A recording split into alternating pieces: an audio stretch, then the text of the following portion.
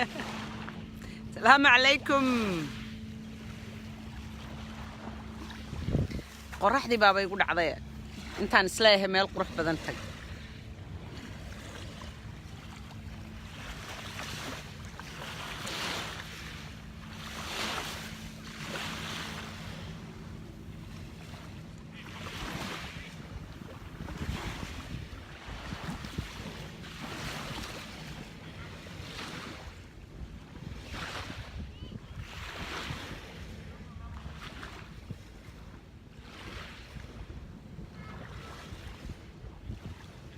هلو السلام عليكم مسكورما خيري برواقة ندير رجينيا هورتا وفيديو يقول رأي لايف أنجلو بلان استاجي مركا يدل قاتا وحنا هاي وحن كاهاي حقا محل أورنشري rookie when it comes to live videos and ما مقلي سانسفي عن الجلاسس كي عن حدة الإسلام يربان هايو وإنان سفي عن وحو أركيه سي عن وآخريو قرالة ذا بل إن لي مقلي إن كله alright let me see okay ما مقلي سان سفي عن ملاي مقلي عود كيغا هاي يقصو قرأ okay I guess you guys can hear me so duo thank you and walaal horta aad iyo aad baa u mahadsantihiin sidii dadka qaar sugi maayo inta dhowr kun oo qof soo galayso meesha I'm just going to start and waa salaamantiin waxaan u malaynayaa title-kii inaad yaabteen markaad tidhaahdeen markaad aragteen Soomaalidu yaa badana dhowr shay oo kala duwan ayaa igu kalifay inaan soo qoro Soomaalidu yaa badana okay one horta shalayto horta marka hore khayr iyo barwaaqo aan nirjeynaa meel kasto aad adduunka daafiisa ka joogtaan aad iyo aad waad mahadsantihiin I'm just going to get to the point and shalay inan baan sheekaysanay Somalia one of my Somali brothers and we talked about Somalidu sida aynu marmarka qaar kood dad aad iyo aad individually u wanaagsan aynu nahay collectively laakiin somehow waxba dhaca and isma baritaarno isma guubaabino isma jeclin individually dadkii markaad aragtidna wanaagooda waad ka yaabaysaa oo dadku waa dad farxad badan oo caqli badan oo fariidnimo badan oo maaragtay kaalmo badan collectively laakiin ma garanayo wax inagu dhaca and maanta se dan gooniyo oo aan anigu leeyahay ayaan doonayaa inaan idin kala hadlo muddo imika sanad iyo badh laga joogo ayaan waxaan bilaabay project la yiraahdo eat with Muslims cunto la cun muslimiinta for example projectkaas oo uu nagu kalifay run ahaantii ninkan waddankayaga haysta intuu madaxweynenimada u ordayay oo u cararayay dhibaatooyin badan oo muslimiinta maaragtay his rhetoric iyo de aflagaadooyinkii uu muslimiinta ku hayay iyo maaragtay gardarooyinkii de uu muslimiinta ugu soo babac dhigay ayaa markaa kaliftay dad aan badnayn laakiin ilaa 40% waddankan aan joogno ay markaa bilaabeen inay muslimiintii de culaadiyaan iyo dadka soo galowga aba taasina waxay keentay baqdin run ahaantii aniga waliba personally as hooyo gabadh muslina iyo hooyo iyo maaragtay oo aniga iyo carruurteeda baan xijaabka xidhano ana as a single mother often kaligeed la cararaysa carruur habla waliba anyway so we started this project oo ka dhashay and mahmahdii Soomaaliyeed oo oran jirtay qofka jid ma la martay jidiinsa ma la cunto jid ma la martay jidiinsa ma la cunto and waayo qof aanad ama jid la meel la tagin maaragtay aanad socdaal la gelin ama aanad la fadhiisano cunto la cunin ma baran kartid and so we decided this project la yiraahdo eat with Muslims oo markaas soo casuma as Muslims inaanu anagu dariskayaga iyo dadka kale waliba open minded ka aanu soo casuno aanu casumaad u fidino cunto la wadaagno وحيرو simple iskaga bilaabmay buu ahaa as a storyteller qof jecel sheeko wadaaga aniga muhiim bay ii ahayd gaara and as an organizer waayo meaning macna gooniyo ii lahaa sababtu waxaan ogahay markay dadku wada fadhiistaan sida ay isu fahmi karaan iyo markay wada hadalka yeeshaan waxaan mahmaah Soomaaliyeed baa jirtay oo tiraahda xayawaankuna urtu isku gartaa bini'aadamkuna wada hadalku isku gartaa ala kulli xaal projectgii ismaanu lahayn horumarkan uu gaadhaya iyo maaragtay successkan iyo dadku interested bay ku noqonayaan run ahaantii became bigger than we could handle and si dhaqso badan buu annagii markiiba noo dhaafay waayo waxaan dareennay isla markiiba in gaajo weyn loo qabo in la barto dadka muslimiinta ah in la kulmo in la sheekaysto in wax la cuno so the project turns out to be and maaragtay so bandhiga maaragtay islaamka quruxda diinteena iyo the famous hospitality dadka muslimiinta ah waayo and dadka muslimiinta ah hospitalitygoodu ama soo dhawayntoodu waa second to none as we know anyway had their second phase kii baan u gudubnay or storytelling which is really my favorite part and waxa dhacday waxana laga soo casumay meelo kala duwan oo wadanka maaragtay daafihiisa ah waliba waxa nala soo xiriiray dad badan oo foodgareeyay madaxweynahan haddeer wadanka haysta Donald Trump which was really shocking because ismaanu lahayn reerahaas maaragtay the interested bay ku yihiin inay muslimiin la kulmaan oo maaragtay and ina bartaan so our first trip to the heart of the country was in Iowa and last June we were invited by a group that voted for Donald Trump and or dhalinyaro badan oo runtii doonayay muslimiin inay la kulmaan waxay yiraahdeen markaan suuqa marayno labadii qof ee nala soo hadlay waxay markaan suuqa marayno markaan muslimiinta aragno waxaan ka dareenaa inay yara baqayaan waxaan jeclaan lahayn inaanu la fadhiisano so waxaanu nidhi we're coming to the rescue halkan aanu ka duulay anigii Elise we went to Des Moines, Iowa and Soomaalida iyo waxaanu isu keenay iyo Syrianiin cusub iyo groupkii Donald Trump u foodgareeyay it turned out to be wallahi waxay noqotay a very emotional event and video baan ka soo duubnay it's going to be our first episode waad arki doontaan haddii la haydmo beritaan soo gelinaya actually the first part of videoga haddii la haydmo and marka waxaan doonayay walaalayaal inaan idinkala hadlaa waxay tahay and we are getting hammered meel walba wadanka gudihiisa waana lagala soo hadlayaa waxaan leeyahay we want to meet Muslims can you bring muslimiinta iyo annaga together because waanu ka xishoonaynaa inaanu suuqa intaanu iska marno muslimiin soo casino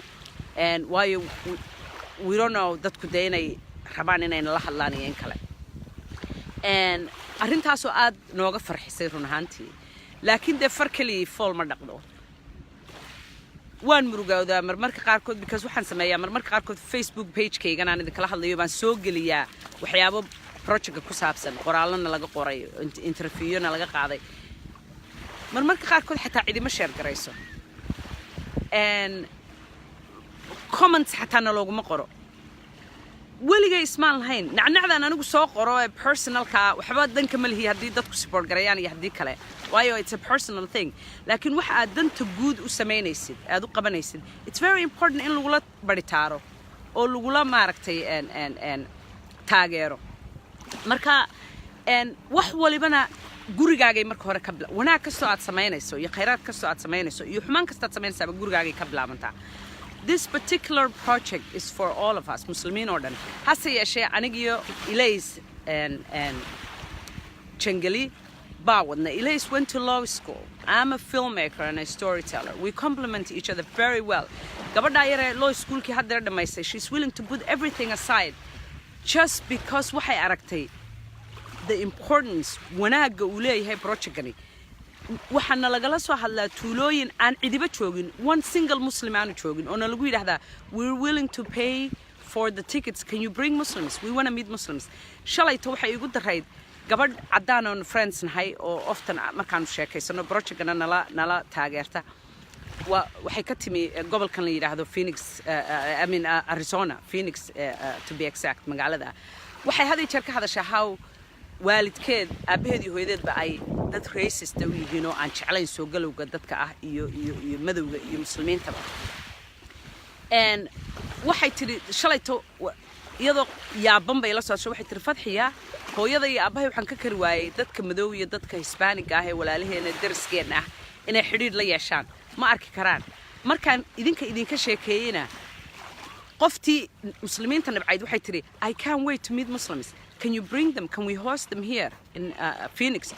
horena waana looga soo casmeeyo Phoenix waanu ku soconayba so groupkii hadda nabca muslimiinta ee nagu daray groupada kale inkastoo aniga runtii qof ahaan ay taabatay waayo cidna ma jeclin la colaadiyo dadka madow waa walaalaheen humanity or dhami waa walaalaheen our brothers and sisters in humanity our faith Ilaahay subhanahu wa ta'ala wuxuu yidhi oh mankind we have created you from a single source of male and female and we divided you into nations and tribes so you may come to know one another not so you despise one another and that's the message our project Eid with Muslims u jecel yahay inuu gudbiyo aan dadka u gudbino and ala kulli xaal to make a long story short marmarka qaarkood waxay nagu batay and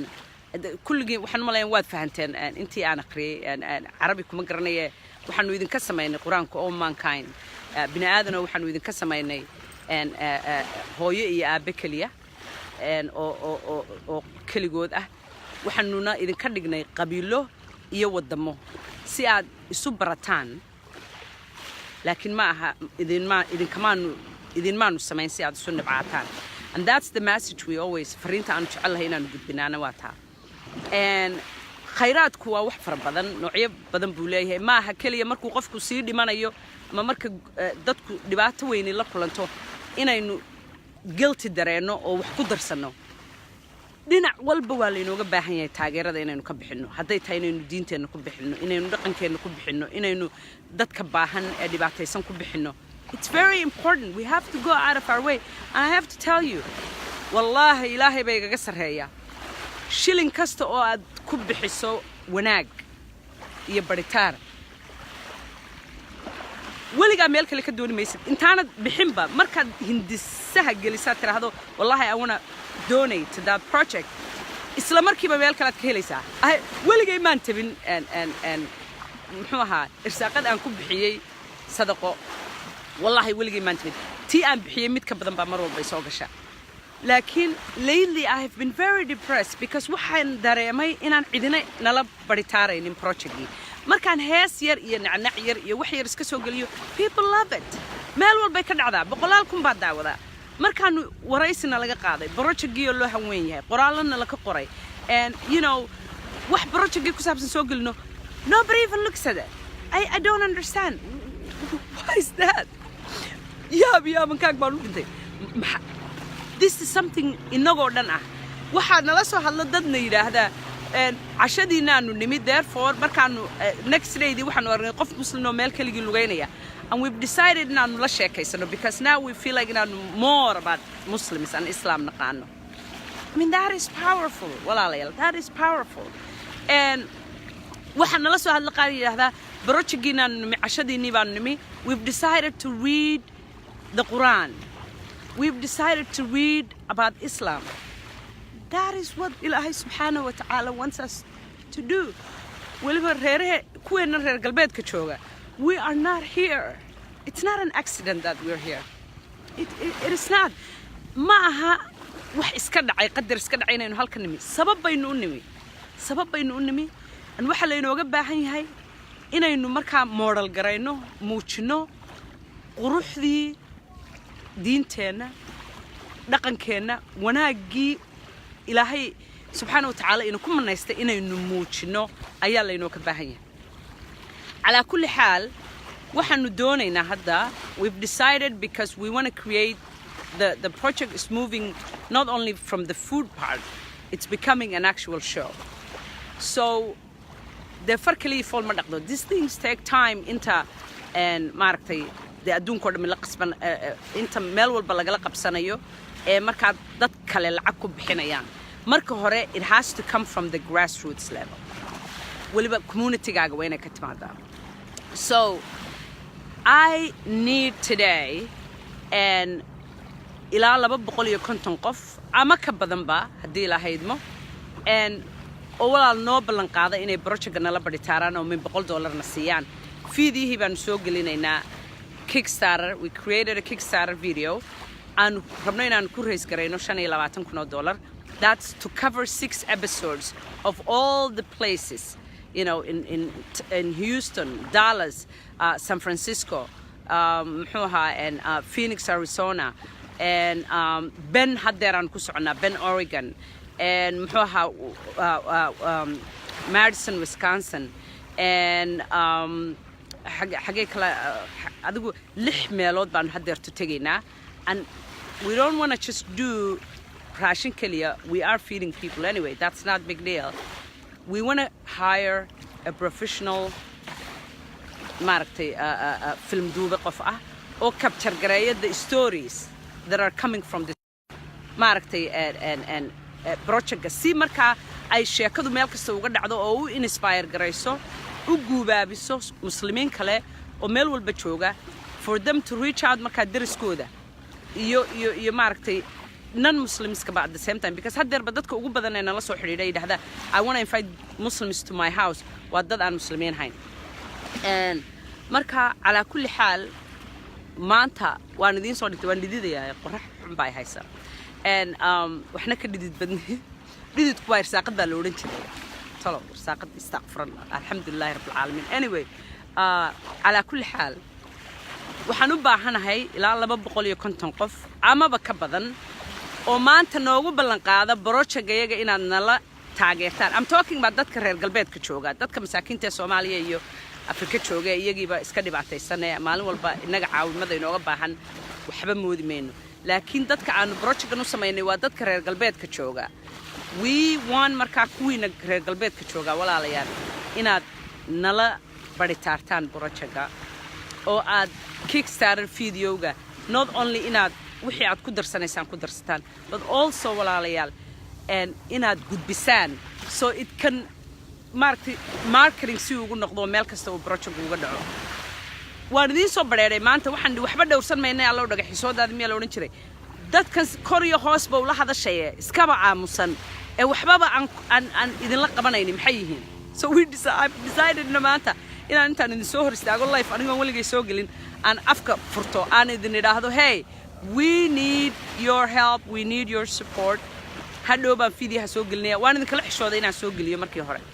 laakiin waxaan idhi who else do you have adiga ilays Somali mooyaane who else do you have marka dadkaagu ajnabigii kale muslimiintii kale inkastoo ay aad uga qayb qaataan project-ga waxay ku arkaan walide Somali inay yihiin dadka project-ga wadaayo galadii iyagu qaadanayaan which is sad it shouldn't be seen like that in la yiraahdo galadii qofkaas qaadanaya marka waxaan uga jeeday arintii Soomaalidu waa cajiib Somalis inkastoo dhibaatadu inagu badan tahay inkastoo aynu tafaraaruqnahay inkastoo aynu adduunka daafihiisa meel walba ku cadibanahay haddana Somalis waxa weeyaan waxaynu nahay dad extremely unique ah oo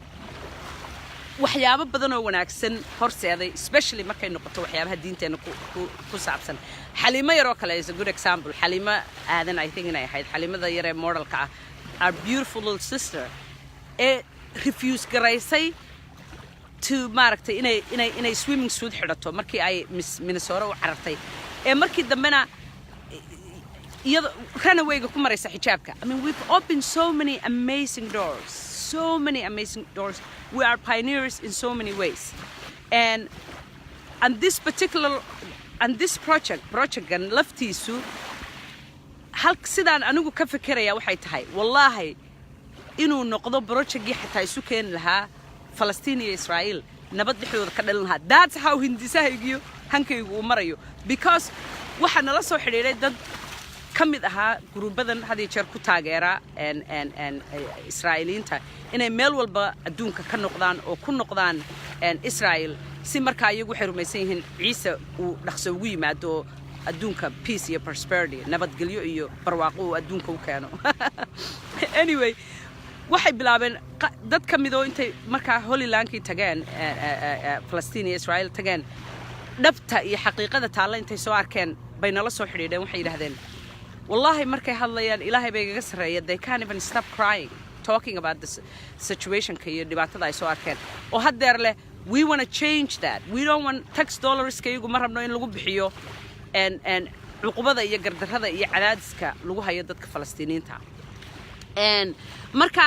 waxaan yaraa sida simbalka ku bilaabmay ee maaragtay raashin wadaag ah it really does have a potential waxyaabo badan guulo badan oo wanaagsan and ugu soo hooyo muslimiinta iyo humanity ba because at the end of the day and dad ma kala maarano all human beings we are brothers and sisters in humanity yes we are waxa jira brothers and sisters in Islam and then there are brothers and sisters in humanity and wanaageena marka la inaga arko quruxdeena marka la inaga arko and iyo waxyaabaha wanaagsan aynu horseedayno dadkani marmarka qaarkood waa dad iska simple ah oo qalbi jilicsan wallahi oftentimes ashooyinka people just cry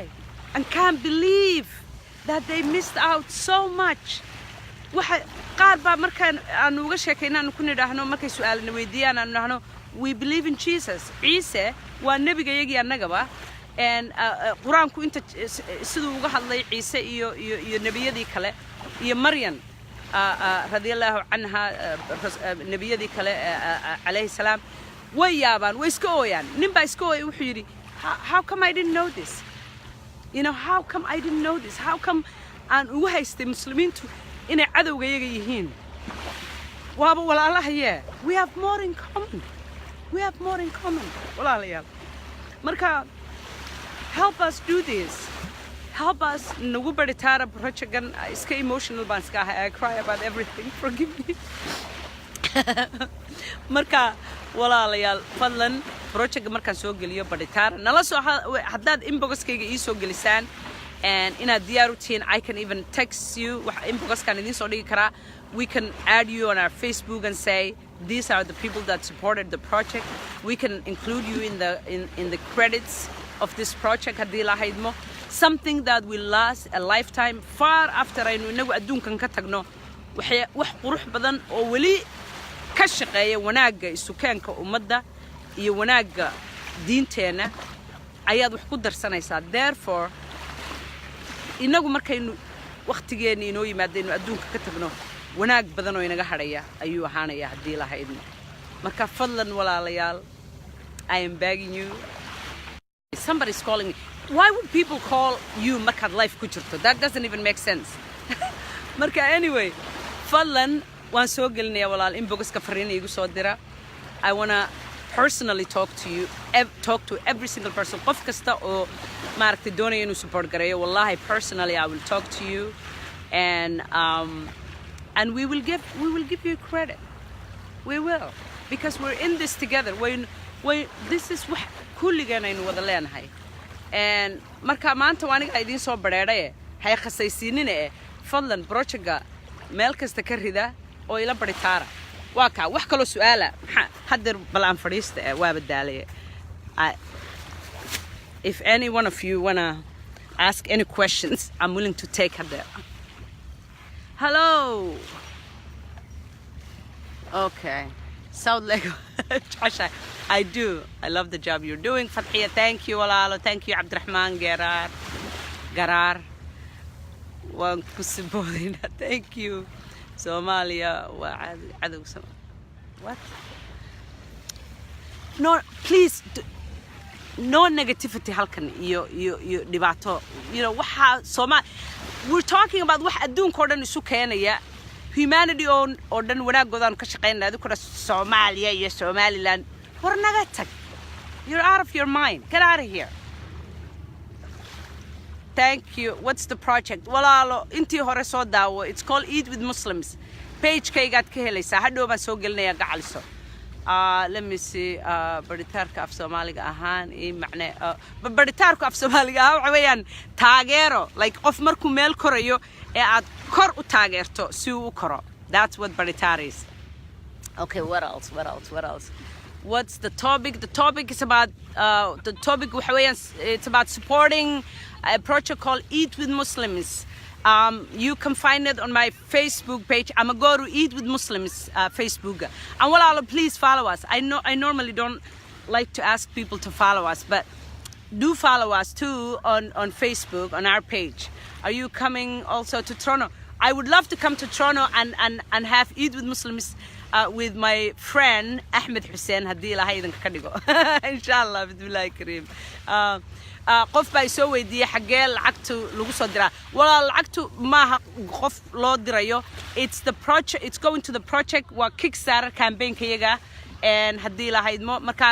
waxaan soo gelinayaa mar dhow Kickstarter-ka and then you'll be able to directly donate. And by the way, there are beautiful perks badan shaarar qurux badan ayaanu dadka markay donate garayaan ayaanu gift u siinaynaa. For example, there's a shirt that says hadhow baad ka arki doontaan. There's one that says hashtag one village one human race. There's another one that says shalom, shalama and salam, which is the greetings of the prophets of the Abrahamic faith, which is the same. Shalom wa salama wa peace, and shalama or shalom what garanaysan, it's from the Torah or Hebrew. Salam na wa Arabic, and or shalom, for example, wa salanti Nabi Isa, and salamana de what salanti in Islamka. Well, it's the same. It's from the same source because it comes from the same place. Anyway, so we try to highlight our similarities because marka dadka wanaaga ula tagtid qof walbaba wuu ku soo hoganaya. Qof walbaba, everybody wants to be part of something good, something hopeful. Marka, that's what the project's about, walaalayaal. It's been the honor of my life as a person, aniga personally, because I'm from laba qabiil Soomaalida xaggeedii markaan galo oo haddana isjecel oo isguursada haddana xurgufiinta dhex taalo marka waxaan ku koray inaan dadka mediate gareeyo oo isu keeno oo xataa as a little girl mar walba aan wanaaga ka shaqeeyo so tii uun baan rabaa haddana inaan sii ballaariyo haddii ilaahay idinka ka dhigo marka dewaka let me see wax kale fadxiya hees noo qas forget about negative people. Thank you walaal hees nooga qacsi okay hees maxaan inoo qaada and let me see the heesii baryahan waa iga dhamaadeen waan ilaawi inan baa laakiin wuxuu ii soo qoray ayaan dhaweyd igu yiri heestii one of my favorite songs and ilmahayga halkan ay carcararayaan qof baa ay weydiiyay ilmahayga ha way la socdaan and heestii Maxamed Saleebaan iyo maandeeq miyaa awal isla qaadi jiray waxay ahayd ninkan caashaqu taabe ee taba may waxay ahayd ninkan caashaqu taabe ee talaabo u diiday inta aad jarka tuurtaya inta aad jarka tuurtay so umatu biwayn iyaduna waxay tiraahdaa way naga u tasownay tabtilayliyo qayse igu talashay jacaylo wadnahay gaad ku taale amba waan ku tebaaya okay Kinsey Aadan qofkaas oo Kinsey Aadan heesaheeda horta ma baqaado tolo why is that I love her she's one of my favorites and maxay Kinsey Aadan waxaan oh I love this song ay tiraahdo inaga isku wacnayna maxaad iga wareegtay waxay tiraahdaa si waxay tawa actually mid kale aan idin qaaday waxay tiraahdaa and waxay tiraahdaa oh heesaheedii waan ilaaway oh I love her how could I forget her songs tii ay odhan jirtay sidii faras xamar isxooday ama sageeyo xarir la saaray xiliya shal lagu hagoojay hadday xaragadu kulumiso xidigaha ay ku geyso wuxuunbaa la xeeriyaye xaggaaga markaan u ciiray inaad xaska iga baydha xeerkiisa jacaylka maahee xani ceebiyo kuraacin dee khayr baan idin rajaynaya yaa barasho wanaagsan waa innagaa life soo aragnay maanta am still meelahayga yaraan tegi jiray. Let me hear from you. Inbox ka igu soo dira fariimo. I love you. Thank you for watching. Khayr baan idin rajaynaya. Share the video. Bye bye.